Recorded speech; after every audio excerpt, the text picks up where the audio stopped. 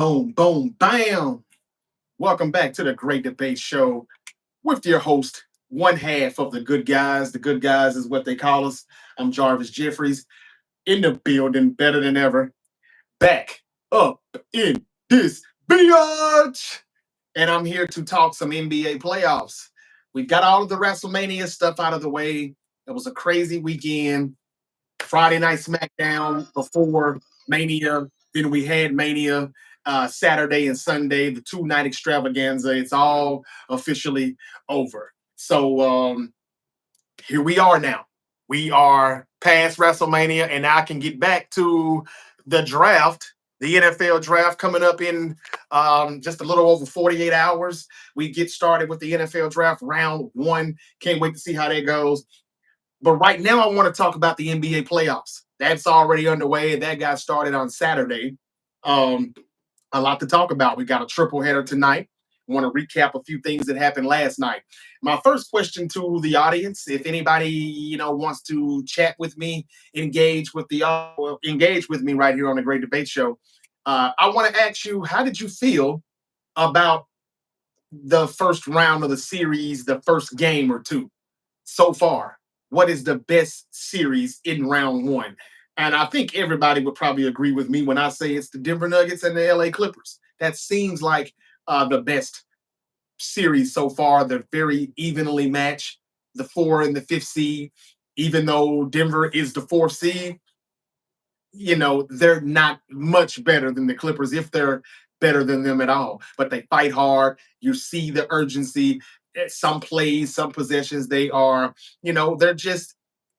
they're just competing a little harder. It looks like it. They are beating the Clippers to the punch on certain things as far as rebounding, and but they barely still got away with the game one win. So I didn't expect them to win game two, and they did not. The Clippers won last night and they tied the series up at one. And my question, and I hate to ask this because I don't want to jinx the Clippers, I don't want to jinx Kawhi Leonard. But a few years back when we started this show on this podcast, I would tell my co hosts Clippers in six. The same way Shannon Sharp is talking all of this Lakers in five, talk a little jive, blah, blah, blah, slip and slide, what red ride or die, Lakers in five. All of these rhymes that he's coming up with to still say the Lakers in five. I was kind of doing that a few years back because I was a huge Kawhi Leonard fan and Paul George. Just all kind of unfortunate situations would happen on why the Clippers could not, get through an entire season, regular season and postseason, with them staying healthy. It would be Kawhi Leonard or Paul George in and out of the lineup, and those two never got to play together much. James Harden is somebody who can be durable for the majority of the season. He doesn't really miss a lot of games. He doesn't really miss a lot of time. We give him no flack for that. What we have a problem with James Harden is how he can sometimes just kind of, I don't know, maybe he's gassed out. Maybe he's already done so much he doesn't have much gas left in the tank. But around round two, semifinal round, is when he kind of checks out for the season. And he starts his offseason a little earlier than the rest of the teammates. If he doesn't do that for a change, and Kawhi doesn't get hurt for a change, is it too soon for me to say Kawhi is back and the LA Clippers could be dangerous and could still win the West? While we're talking all this Lakers shit, are we paying attention to the Clippers? And they're in a dogfight with the Nuggets, but they could have won game one. They should have. Too many unforced turnovers. Game two, they got the win. They steal that one, and now they're going back to LA. I think the Clippers are going to win this series. I think most people predict the Clippers to win this series, even though they're the 5th seed. The 4th and 5th seeds are pretty tight. Same thing for the Bucks and the Pacers out in the Eastern Conference. I won't be surprised if the Bucks steal the victory tonight before they go back to Milwaukee. They've got game two tonight in Indiana, and Dame time is back. No more blood clots. He's clear. He can practice and do everything. No limitations. Dame Lillard returns tonight in Indiana. Who wins that one? I think the Clippers and Nuggets are the best series, though, in round one. I think next to that will be the Lakers and Timberwolves. I know the Timberwolves dragged the Lakers on Saturday for game one, but I don't think that'll happen again tonight. So are the Lakers in a must-win situation already, though, after dropping game one at home. Nas Reed snapped out.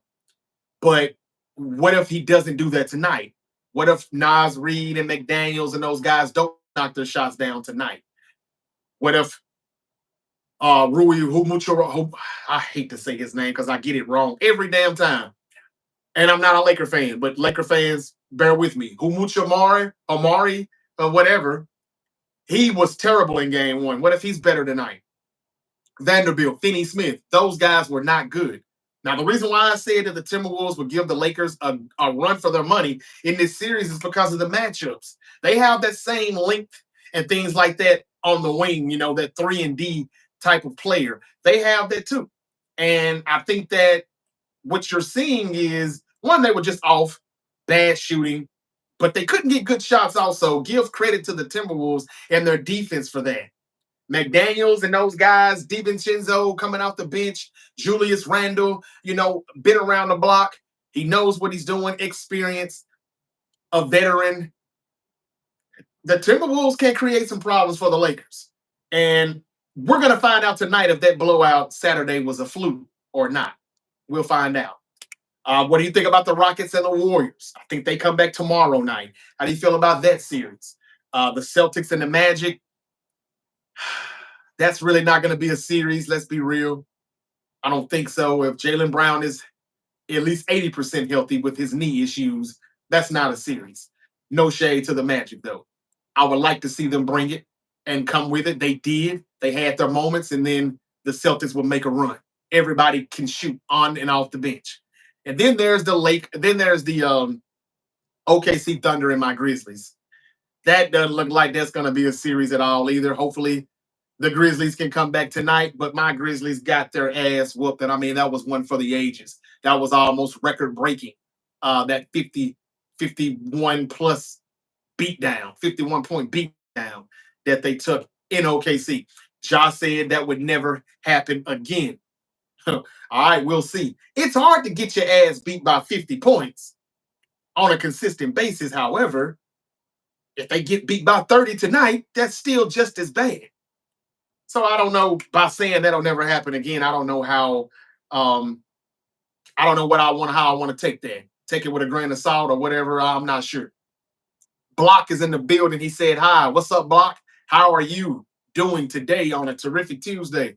Hope all is well. Hey, while you with it, hit the like button. And if you have, thank you. Subscribe. If you have already, thank you. It really helps me out here in the algorithm. Anybody that wants to comment and chat, what do you want to debate about? It doesn't have to be what you see in the description. Yes, I'm talking Lakers and Timberwolves. Is this a must-win game tonight for the Lakers? And Dame is coming back tonight in Indiana for the Pacers game too. And that third game, Grizzlies Thunder tonight, which I don't even really care to talk about. I've said this before. We didn't beat the Thunder all season long, and we played them 3 or 4 times. Not one win. And then game one, same results, no win, terrible loss. We're going to be rocking, though, Thursday when we come back home to Memphis, FedEx Forum. I will be there Thursday night, but they're going to be down 0-2 more than likely. It would be great if the Grizzlies could steal a victory tonight. It could give them some confidence, some much-needed confidence. But then again, if you get blown out by 51, how do you not gain some confidence? Or at least, how do you not come prepared and ready to show up to play this game? I think they need to hustle and out-hustle the Thunder. They struggle doing that. They turn the ball over entirely too much. Dort and all those guys, man, play good defense.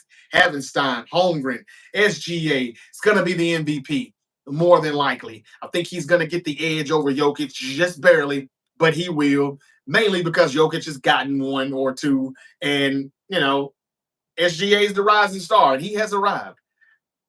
I don't see the Grizzlies really having a chance in this series. I hate to say that. I know it sounds negative, but who gives Memphis a shot?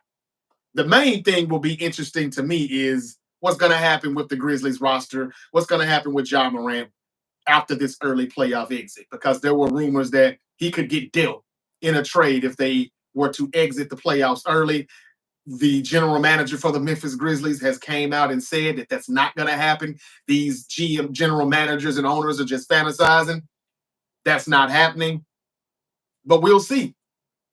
Would they think that John Morant is a liability? He won't. He can't get his shot down. His shot is not consistent. When he's on fire, he's on fire. But that shot is not consistent. Do they think they could get a lot of picks for him? Or are there players coming out of the draft worth, taking a chance on, and they could really? I don't know. It's just the Memphis Grizzlies, and I'm going to get off of this because I know no one cares to hear about my Grizzlies. But what's painful to me as a Grizzly fan or just repping the home team, because I wouldn't say I'm diehard or anything like that, but I've always rooted for the Memphis Grizzlies since they've been here, and that's been over 20 years. Um, what the OKC Thunder are now is what the Memphis Grizzlies should have been. A few years ago, we were saying when the Memphis Grizzlies beat the young Minnesota Timberwolves in the first round playoffs a few seasons ago, we were saying that the Grizzlies are on their way. It was Draymond Green that said the Memphis Grizzlies are this close. That team can win a championship in a few years. They've got all the ingredients to do it. This is what he said after his Warriors eliminated my Grizzlies in the second round of the postseason just a few years back. But then injuries or suspensions happened with Ja Morant, and they just can't get enough wins without him when it matters. They can win games in the regular season without him, but man, he missed so many games, and then he had the suspension the other year, and the Grizzlies were damn near a top 5 lottery pick because they lost so many games because Ja was suspended and missed so many games. And out of nowhere, here comes the OKC Thunder doing what the Memphis Grizzlies were supposed to do. By now, the Grizzlies are supposed to be a championship contender, and that's not the case. They had to get a little younger. Scottie Pippen Jr., a very underrated rookie season that he had. Not bad. He's no chop liver.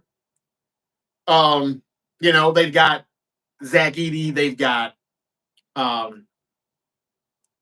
Josh Huff, they've got the guy who just got hurt, and I hate it because they really, really are kind of missing him, whether anybody sees that or not. Damn. The rookie that had the fall and he suffered a concussion and broke his wrist and all of that. I'm sorry, I can't think of his name right now, and it's my team. I've been saying his name all damn year. But anyway, he's out too, and he's done for the season. So the Grizzlies just are not what I thought they would be by now.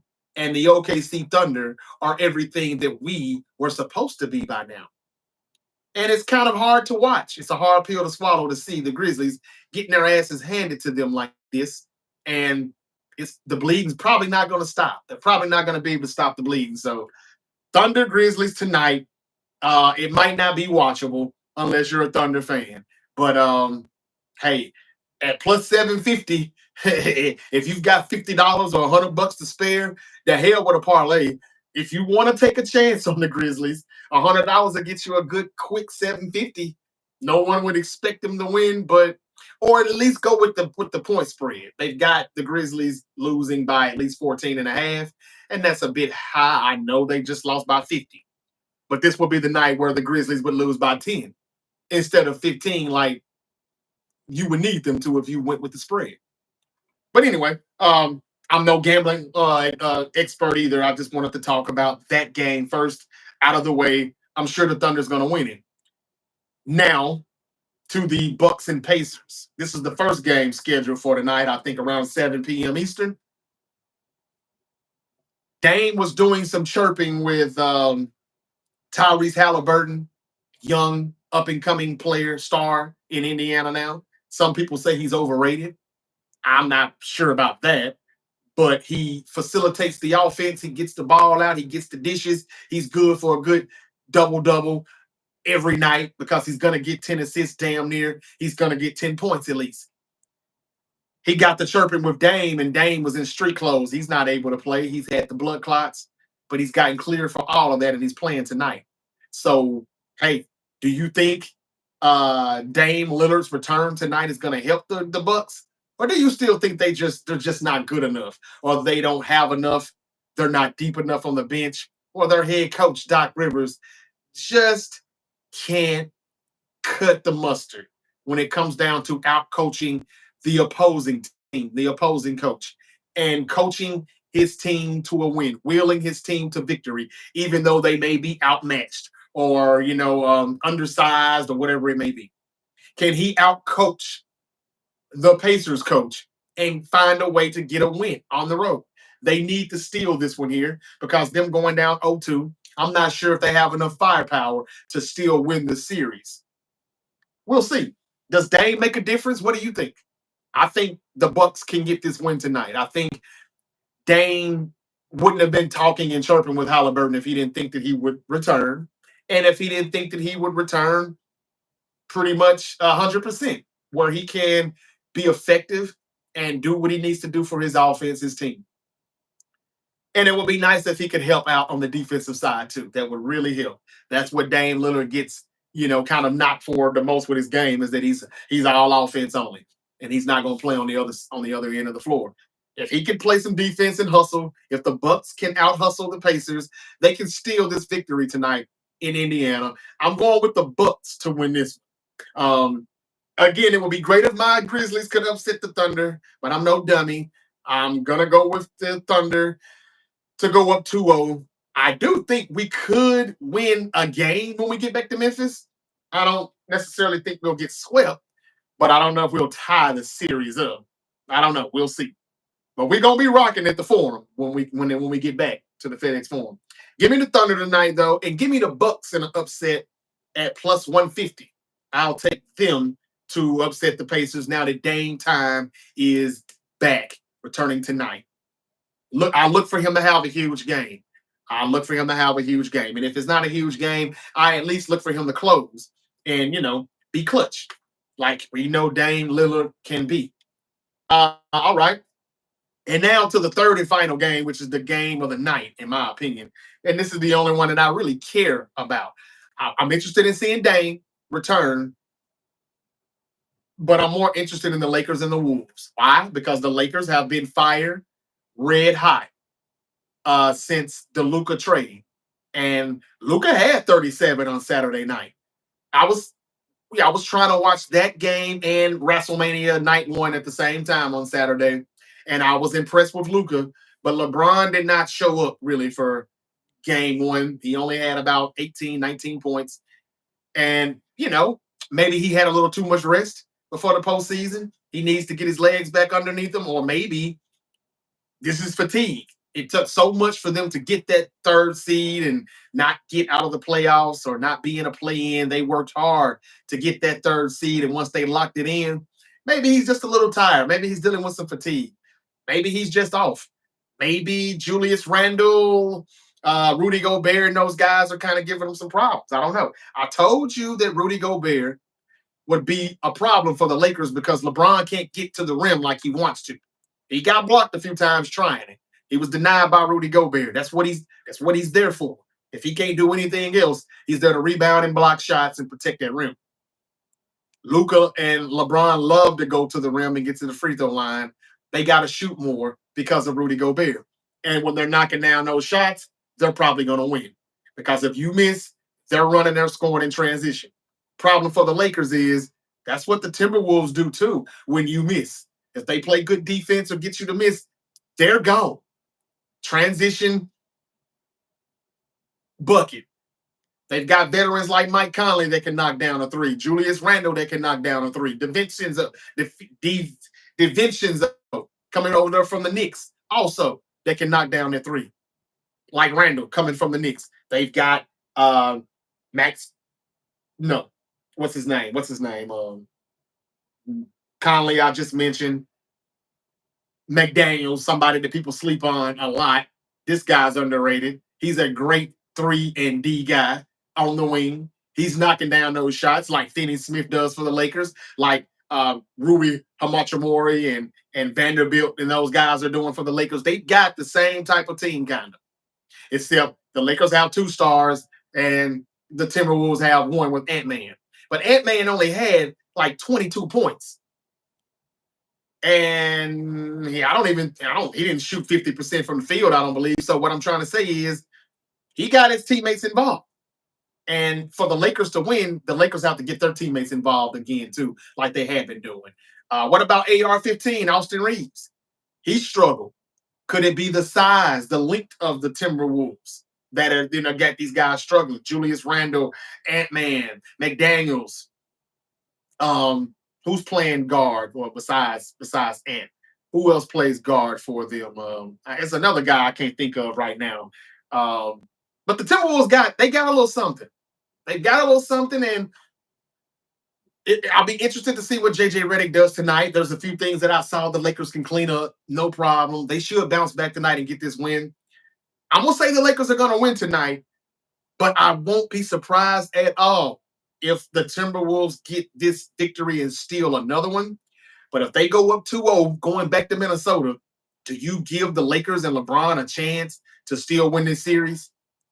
And if they do lose tonight, we know it's not going to be Lakers in 5, as Shannon Sharp and everybody else has been making fun of and saying.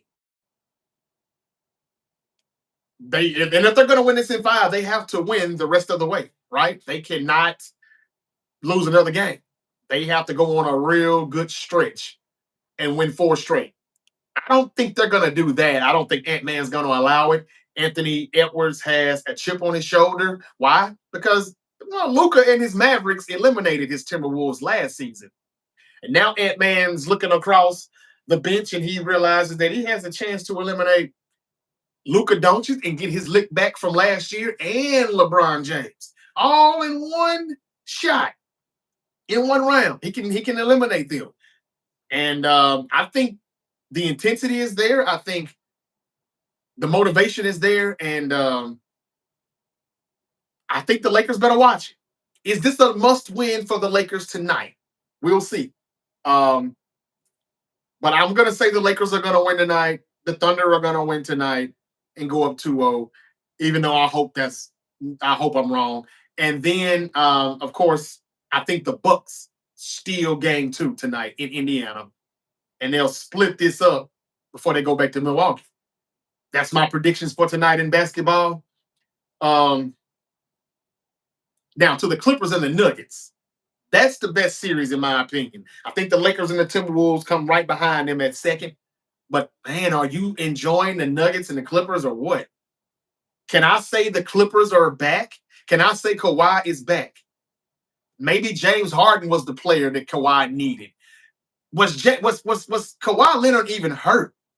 A lot of those times when they would say he's done and he's shutting it down for the season. I can just remember last year, I believe it was last season or the season before last, where he was about to crush KD and the Suns, beat them in the game 1 and end up leaving that game 2 and didn't return in the series. The Suns end up coming back and winning the series. They shouldn't have won it. Kawhi and the Clippers were going to smash them. It was almost similar to what we saw way back in like 2017 when Kawhi and the Spurs were dragging the Warriors, KD and the Warriors. And then Zuzu Pachulia stuck his foot out and Kawhi landed on it, rolled his ankle pretty damn good. And that was the end of that series. KD and the Warriors went on to the finals and they won the championship. And then they won another championship the year after that. And the rest was history. But if there was anybody that could have stopped that, it was Kawhi, because he's always just seemed like he could just whoop KD's ass. He can stop him from scoring, containing him on defense, and he gives him the business on the other side on offense. This is what he's been doing. But then he'll get hurt and then he's gone. And it's like, I be damn. Wanted to see this. I jumped on the Clippers bandwagon immediately when this shit took place in like 2020, PG-13 and Kawhi, because I was thinking, this sounds good. And man, if Kawhi can win a championship with the Clippers, it would be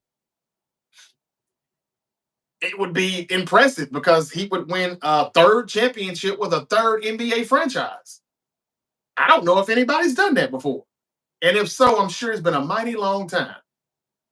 Well, he's still a Clipper, and that's still possible. So what do you think about Kawhi Leonard and the Clippers? I don't want to jinx them. So I'm not going to say that Clips and 6 shit that I used to do. But I used to do that a lot, like Shannon's doing with the Lakers in 5. I would say Clips in 6, Clips in 6, Clips in 6.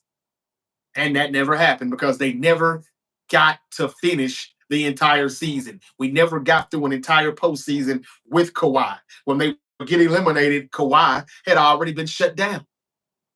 So it will be very interesting to see what a healthy Kawhi can do for the Clippers. Not just this series, but how far can they go? How deep can they go in the Western Conference? Can they make a deep playoff run? It'll be interesting to see. But Tyronn Lue has said if we have a healthy Kawhi, we can win any series. He just came out and said that after last night's win. I kind of want to agree with him.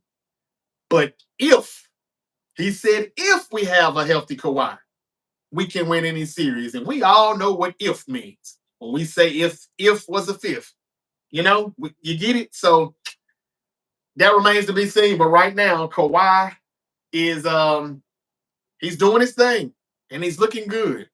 Shout out to Jokic, the Joker in Denver, and Westbrook. If Jamal Murray can get back to being the Jamal Murray I saw in 2023 and in 2020 in the bubble, the Nuggets are going to be hard to beat. I don't care how thin they are. The problem is they are thin. Their bench is not as deep. No more KCPs and Bruce Browns and all of those guys that they had coming off the bench and Jeff Greens. They don't have those guys anymore. And so Joker has to play way too many minutes.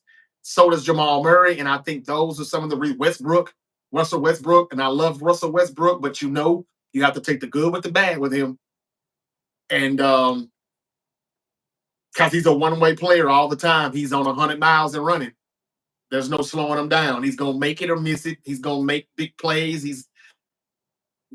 Sometimes he's going to make plays. But damn, why did you do that, Russell? And I think all of those things in a combination is the reason why the Clippers will prevail. And the Clippers very well could be up 2-0 in this series if you want to be real. Because if you take away the unforced errors in game 1, the Clippers wouldn't have lost that one. But it was Russell Westbrook and those guys just persevering. Aaron Gordon and those guys persevering. But Michael Porter Jr. needs to step it up too. He's not playing like I saw him play the championship year in 2023. That and they don't have enough depth. They're going to run the Joker wild until he's just out of gas. And he's going to be fatigued. He's one of the best. I think they say he's one of the best conditioning players in the league. When it comes to his conditioning, his cardio, he's in tip-top shape. And even I'm seeing him at times look winded. Like, he's got to get a break, y'all. That's the reason why I don't think they're going to win the series. It would be great if they did, but I just don't think the Nuggets have enough to go far, even if they do come out of this series. That's the best series, though, in round 1. Clippers, Nuggets, Kawhi. If he's healthy, they can win any series, according to head coach Tyronn Lue. Shout out to Tyronn Lue, too, because he's not getting enough credit for what he's doing and for what he's had to do the past couple of seasons where he has not had his stars play. In its entirety of the season. He has never had Kawhi Leonard play an entire season since he's been there as the head coach. Let's see how this works if he stays healthy. We will see. He is snapping out right now, though. Had about 38, 39 last night. They got the win.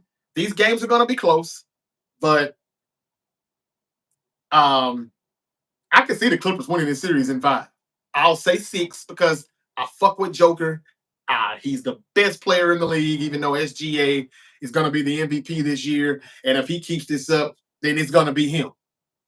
But Jokic just does way too damn much for his team, whether it's scoring, assisting, or rebounding. I wish he would be better on defense. I wish he was more of a rim protector. Nobody fears him at the rim. That's his only knock, or one of his biggest knocks for me, flaws. But he be balling. So, it's not up to me to go against the Nuggets because I said the Nuggets were going to be the new San Antonio Spurs, where they will win the championship or be in the championship picture every year, every other year. And that's what the Spurs did. They won every other year. 99, then they started to win more in 03, 05, 07. They were in the finals in 13 and 14, and they got one in 14. I just think that they need a little bit more depth though before they can be the Spurs. I might have ran my mouth a little too soon with that. But yeah, that's the best series for me, in my opinion. Clippers, Nuggets, but I think the Clippers are going to win that series. I think the Thunder are going to handle my Grizzlies pretty easy, and the Magic are going home pretty soon because the Celtics are going to win. Cleveland is going to run through. Who are they playing right now? Miami Heat. They're going to beat them. So I'm just interested in the Lakers and the Timberwolves and the Clippers and the Nuggets, to be honest with you. Those are the best series in my opinion. Hey, what's up, Jordan? How you doing, brother? He says hello. Thank you. While you're here, man, hit that subscribe button if you hadn't already. Give me a thumbs up. Hit that like button. I'd appreciate it. Really helps me out here with the algorithm and kind of helps us pop up on these people's, on their screen a little bit more when they're looking for a channel to watch. I hope the Great Debate Show starts popping up, and that helps if you hit the like button, if you comment with us, and if you subscribe. While you're at it, hit that notification bell for me so you can be notified every time I go live or I drop a video. So that's pretty much all I got, though. Basketball playoffs is underway. Is it a must-win for the Lakers tonight? Do the Bucks have a chance? Can the Bucks beat the Pacers with Dame Lillard's return tonight? Or does it not even matter? The Pacers are still a better team regardless. We'll see. Dame is going to have to be special, no doubt about it. But Dame is special, and he still has a little gas left in the tank. And I would like to see how this game goes. What else? What else? What else? Anthony Edwards was also fined $50,000 for some comments that he made to the Laker fans on Saturday night. I do think this is a must-win for the Lakers, though. They cannot go down 0-2, but I don't really think they will. But I'm an Ant-Man fan. I'm a huge Ant-Man fan, and I'm kind of going for the Timberwolves to win this series, even though I said the Lakers were probably going to the NBA Finals. I didn't think Minnesota would be the team they would see first. I didn't think that. I thought they were going to play the Warriors or possibly my Grizzlies. But we ended up being at the very bottom. And after another blowout loss, like we're probably going to take again tonight, I'm going to be wishing that I was right when I said the Mavericks should beat the Grizzlies and let them deal with OKC. They may handle them a little bit better because they got better defense. They just don't have enough scores. All right. So is Dame Lillard's return enough for the Bucks? And do you think the Cleveland Cavaliers are going to be a problem for the Celtics? Because I'm almost pretty sure we're going to see Celtics Cavs in the Eastern Conference Finals. Who could change that narrative? The Knicks or the Pistons? How do you feel about them? Pistons stole a victory last night at the Garden, Madison Square Garden. I'm not surprised. I picked the Pistons to win last night. I had them on my parlay. Got that right. I think it was a baseball game that screwed me up. But I think the Knicks are in trouble too. What do you think? The Knicks and the Pistons, Cade Cunningham is the boy's doing his thing. All right. Cade Cunningham is doing his thing. So I can't wait to see how that series plays out. They're going to Detroit, going back to the Palace. I think they still call it the Palace, do they? They're going back to Detroit. Can't wait to see how that game goes. It's a must win for the Knicks, kind of, because they need to. Well, game 3 or game 4 is going to be a must win for the Knicks because they need to get their home court back. Right now, they've lost home court advantage.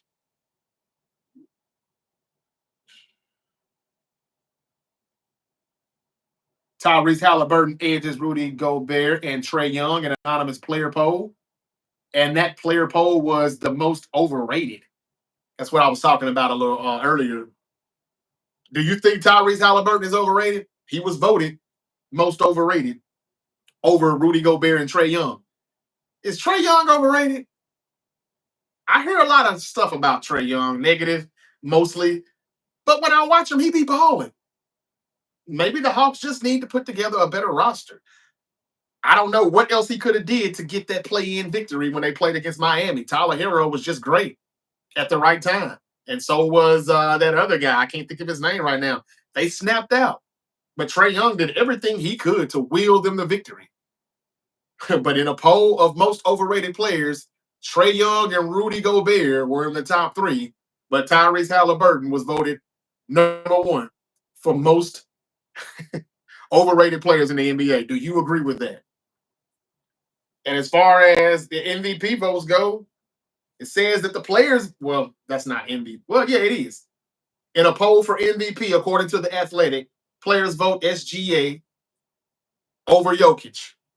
Shai Gilgeous Alexander received 56.1% of votes from an anonymous player poll for MVP. I think SGA is going to get that. I think it's safe to say it. Okay. I think that's all I have for basketball. Lakers and Timberwolves. I'm interested in that. Can't wait to see how that's going to go. Can't wait to see how it's going to go. Devontae Adams came out and said that he was dismayed by the San Francisco 49ers offer. He said that Adams says the 49ers were only willing to pay wholesale during free agency discussions. That's according to The Athletic. Well, the 49ers, they're in some cap issues. So he didn't want to be a Niner too bad.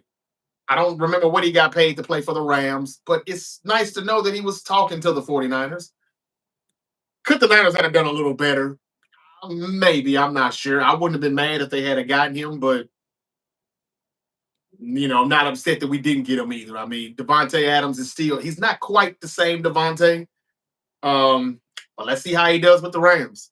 He was talking about the 49ers, though, and I guess he didn't really like their offer. Maybe he felt disrespected.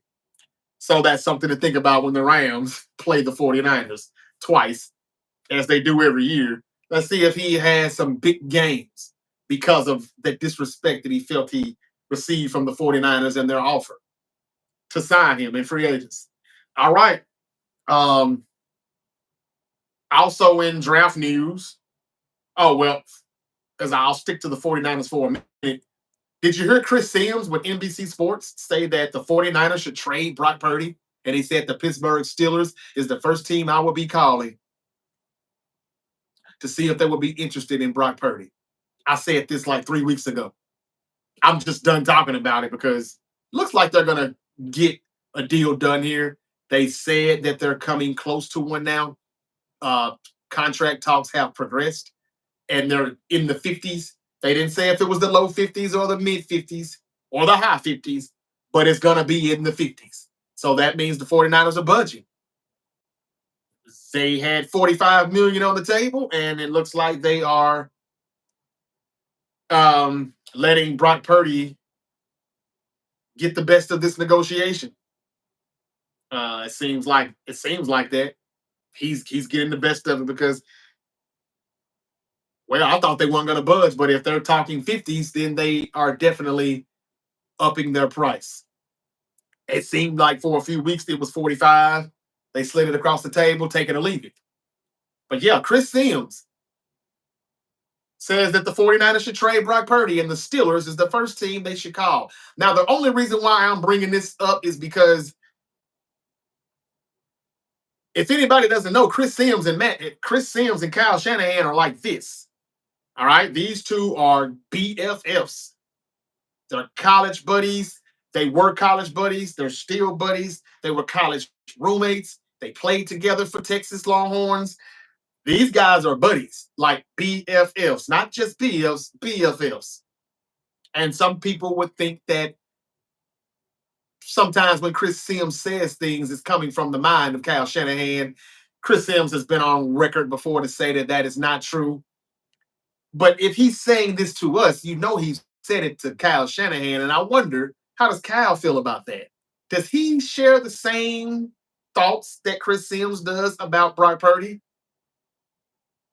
Is this the Yorks who want to pay Purdy? Or is this Shanahan telling the Yorks, yeah, we got to keep Purdy? Of course we need to pay. I'm not sure. After hearing that from Chris Sims, who knows? In other NFL news, draft news that is, teams are calling the Browns and the New York Giants. Travis Hunter, Abdul Carter, or Ashton Genty would be the targets at number 2 or 3, according to Peter Schrader. So, how much do the Browns and the Giants like Abdul Carter and Travis Hunter if they're willing to trade back? And who do you think those teams are calling the Browns and the Giants? Because there are teams they say calling to move up to number 2 or 3 or both. What would that mean for the Browns and Giants if they both were to trade out of those spots? They're not going to get Abdul Carter or Travis Hunter or Ashton Genty, depending on how far they trade back. So we'll see how that goes. The Giants are likely to draft Abdul Carter. I said they would go with Travis Hunter. Well, according to Todd McShay, the Giants are likely to draft Carter. Trusted sources say New York will take the edge rusher over Shador at number 3. Now, we know the Giants probably aren't picking the quarterback at 3 after the signing of Russell Wilson and Jameis Winston. I get it. There's no pressure for them to do this. I get it. And if you don't think Shador should be drafted at number 3, I get it. Don't do it. But you still need a quarterback whether you draft Abdul Carter or not. You'll still need one after a year because Russell Wilson is only there for a year, right? I think that's just a 1-year deal. And it ain't a lot of money, which is why I still don't rule out the Giants drafting a quarterback, and this could all be smoke. However, if the Giants are going to draft Carter, what does this say for Shador? If the Browns are trading back and they're not drafting Shador, where will that man slide to? Everybody's got Ashton Genty going to the Raiders or the wide receiver McMillan from Arizona to the Raiders. Pete Carroll loves corners, though. I wouldn't be surprised if Shador is still there on the board at number 6. The Raiders could still draft Shador Sanders. Why? He has a huge and strong connection with the GOAT, Tom fucking Brady. Tom Brady is a minority owner for the Las Vegas Raiders. So it's funny to me that nobody is suggesting that Tom Brady and the Raiders could draft Shador Sanders. He is like his protege. He's kind of took him under his wing. This is one thing that nobody's talking about enough of. All of the hate and negativity that we're hearing about Shador, nobody's saying the one positive thing. Well, there's a few positives. He won a lot of damn games for Colorado.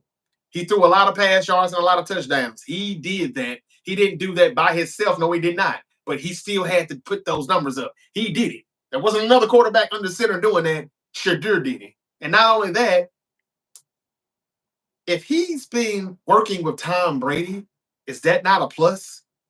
You don't think he will get anything from that? And I mean mentally, whatever skills he has physically, whatever gifts he has or do not have, that's it. I get it. Nothing Brady can do about that.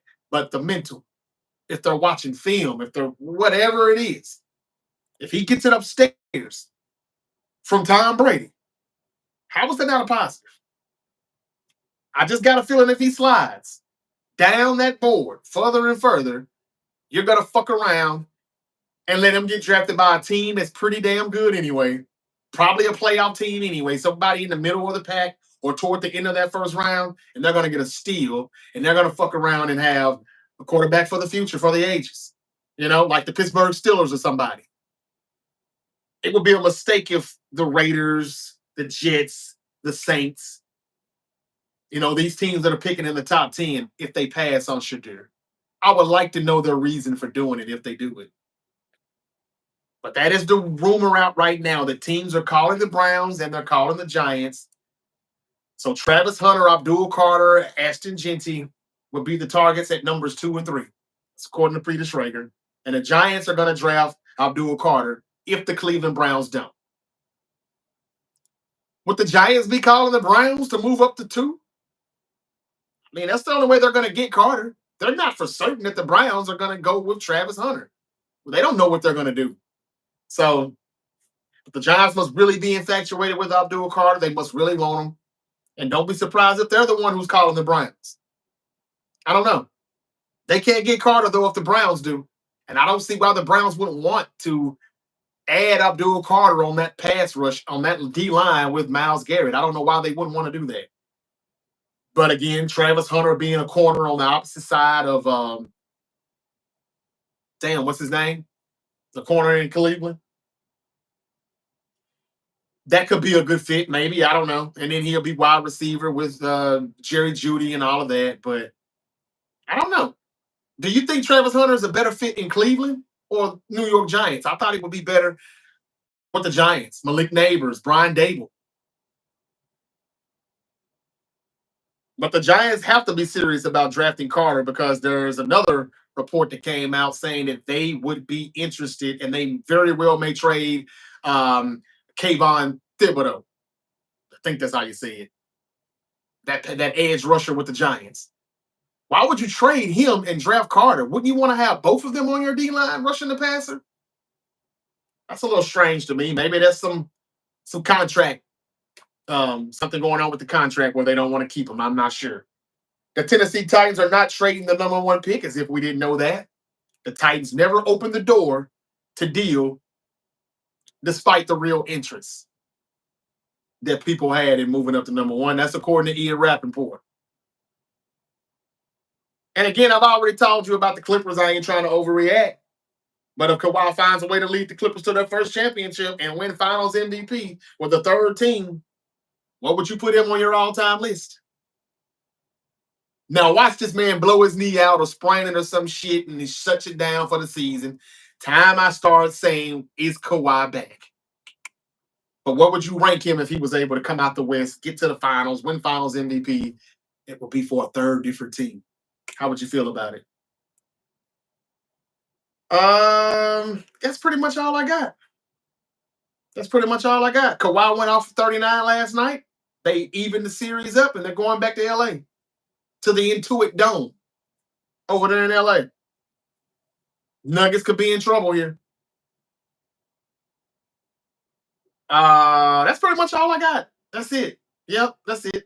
Nothing else to talk about. The draft is in 48 hours, a little over 48 hours. Me and my co-host Terrence Smith will be here live streaming as round one kicks off. We're going to be going play by play, pick by pick, trade by trade, we hope.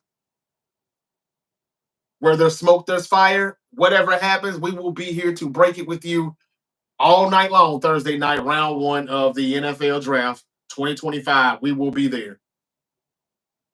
That transfer portal update. You know, the quarterback that left Tennessee, Nico, I can't say his last name, man. Nico, I am Leva. I'll just say Nico, and I'm not talking about the Mavs general manager. He transferred to UCLA. Well, also the next day, quarterback Madden. His name is Madden. I am Leva. However, that's Nico's brother, his younger brother. He's also going to UCLA. So they're about to have these brothers play for the next several years. Nico's probably going to play one more year if he has a good year. I'm sure he can go to the draft. Is this his junior year coming up? I'm not sure. If it is, then the younger brother Madden is going to be stepping up right behind Nico. They're both at UCLA if anybody cares about that in college football news. That's pretty much it. How do you feel about Sanders falling, his falling draft stock? Do you think it's going to help him or hurt him? I will say this. Being drafted number 3 to the Giants is not necessarily the best thing for Shedeur. Some people would say that he probably would much rather be drafted at number 9 by the Saints because they have a better offensive line. They may have a better play caller now in Kellen Moore, who's now their head coach. And I'm pretty sure he's going to still call plays. Or he'll have an OC that will call plays similar to what Kellen Moore likes to do. Now, let's not get carried away with Kellen Moore. I mean, yeah, he just came off a Super Bowl win, but he was calling plays for the best, most talented team in the league, the Philadelphia Eagles. All right, as good as he is, he couldn't win a Super Bowl with the Cowboys when he was their OC. He didn't win a Super Bowl with the LA Chargers when he was their OC. He was kind of one and done with these teams. And he was one and done with Philly, but they were so good and they won, he got a head coaching job this time. Is Shedeur in New Orleans a good fit? Would that be better for him if he did slide? But what if he slides past the Saints? What if the Raiders don't kick the tires on him? Like, I won't be surprised if they do. And I think all this Genty talk is smoke. If Shadur is at 6, Tom Brady, if he's in that draft room, he's telling the other owners, he's a minority owner of the Raiders, and he's telling somebody, hey, man, I know this young kid. All right, that guy's under my wing. I've been helping him out. I watch film with him. I practice with him. We have drills. He's our guy. We'll get these other, positions that we need later. Draft a quarterback now. Gino was a bridge quarterback. We love Gino. We're glad to have him here. He's going to have a great first year. There will be no competition probably, but we need to draft this guy. Don't be surprised if the Raiders, Tom Brady, and Shadur Sanders have a connection. I don't know why nobody's talking about that. So yeah, we will see. Also, an NFL offensive coordinator says something that I think is very, very interesting to me. I haven't told you all this on the show, but I can say it now. I've been sending some highlights and stuff to a few friends and family members, and when we get to talking about this, the one footage that I've sent has been Notre Dame quarterback Riley Leonard. Nobody's really talking about him. He's probably like the 10th best quarterback in this year's draft. But I think he is a hell of a prospect if the right team slash coach slash OC can draft this guy and develop him. He could be something special. He's got a little Josh Allen in him. He can run. He can run over you. He's kind of big, he's physical, he's tough, and he runs the ball a lot. He could be a dual threat quarterback. And this is a Caucasian quarterback. He's got some Josh Allen in him. He could be a dual threat like the league is now. The league is damn near filling up with dual threat quarterbacks. And as we said some years back on this podcast, traditional quarterbacks are about to be a thing of the past. Well, it's in the past now. Riley Leonard, quarterback out of Notre Dame, is a sleeper, in my opinion. I wouldn't be surprised if Kyle Shanahan drafted him in the third, fourth round. I wouldn't get crazy with drafting him any earlier than that. But if he's still on the board, I don't know if it would be a reach if you picked him in the third. I definitely think he's a great pick, great value if you got him in the fourth round. But I'm saying all of that to say this. An NFL anonymous offensive coordinator says that Riley Leonard is a sleeper. He said one offensive coordinator thinks Notre Dame quarterback is the best one to develop, according to The Athletic. I agree. There's also an NFL coach. These guys need to just come out and say who the hell they are and stop being so anonymous. Good or bad, they don't want to say who they are. There's an NFL coach's draft prediction. One defensive line coach thinks Georgia's Michael Williams out of Georgia. I think that's Michael or Michael. I would like to think it's Michael. Michael Williams will have the better career than projected top edge picks. Wow. A defensive line, an anonymous defensive line coach thinks that Georgia's Michael Williams will have the better career than projected top edge picks, according to The Athletic. I haven't watched much film on him. I just wonder, was that Chris Kasurik, defensive line coach for the 49ers, that was saying that? Some people think we could draft a Michael Williams or a Shamar Stewart out of Texas A&M, which I'm hearing would be a bad move if we done that.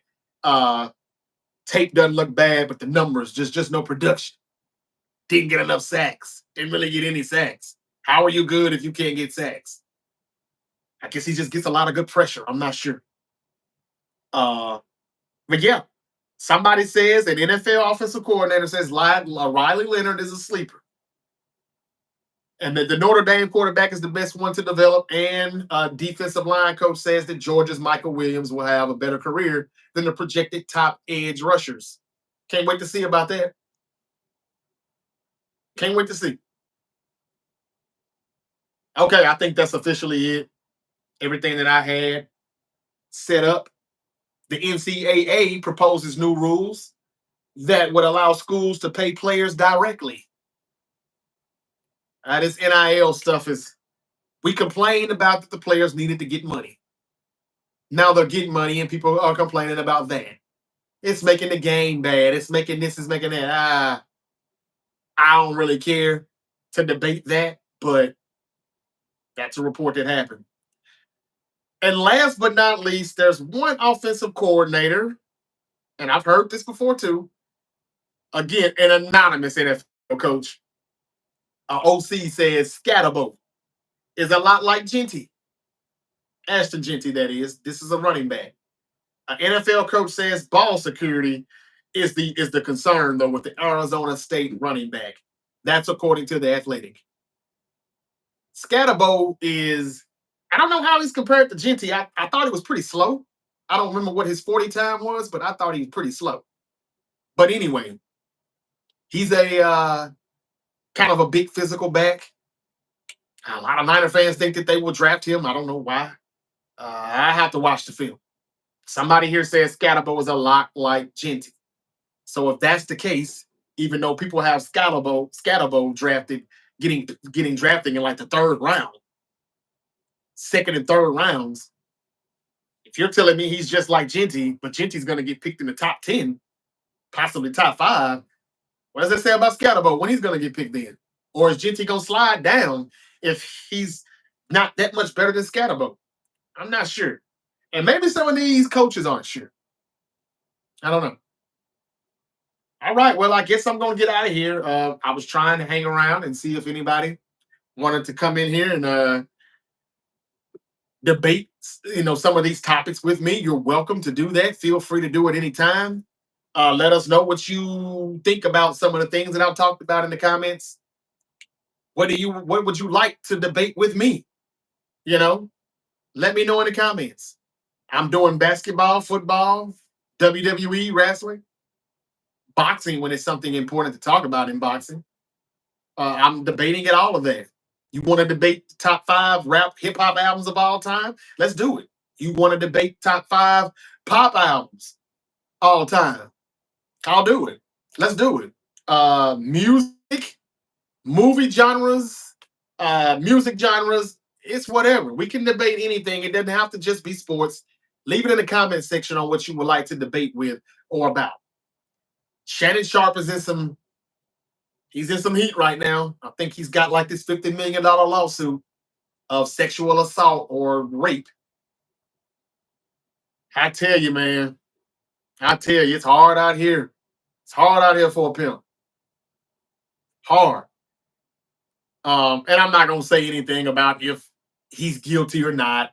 I'm not gonna call the woman who's accusing Shannon Sharp a liar or anything like that. I'm not gonna say anything. I think everybody kind of knows how this goes. We've seen this picture so many times. So many women have made this blueprint. My only problem with this is that if Shannon Sharp sexually assaulted or raped this woman, why is it a civil lawsuit and not, you know, uh, why is he not going to do any jail time?